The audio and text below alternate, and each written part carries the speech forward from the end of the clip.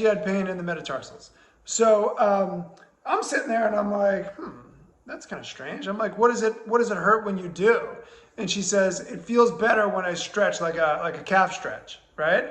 And I'm like, well, what if you go into the opposite direction, like plant your foot and like lean back like that? Does that make it worse? She's like, no, it doesn't do anything. It's just a stretch. So I was like, this is interesting. So I started playing with the midfoot here, the joints, nothing, right? And I'm like, I got a hunch. I'm like, I think this is coming from the ankle.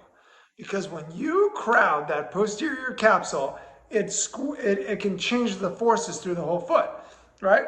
So it's an easy way to test it, right?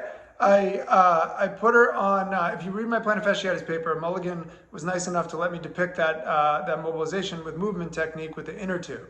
And I did that with her by pulling her tibia forward, which will push her calcaneus posteriorly, which will stretch the posterior capsule.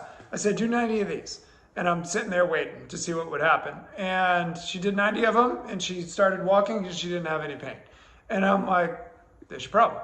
So I'm not saying that metatarsalgia or pain in the metatarsal bones is caused by that every time, but it certainly was this time. So anyways, I'm like, just do that. It'll be gone in like 3, 4, 5 weeks, something like that.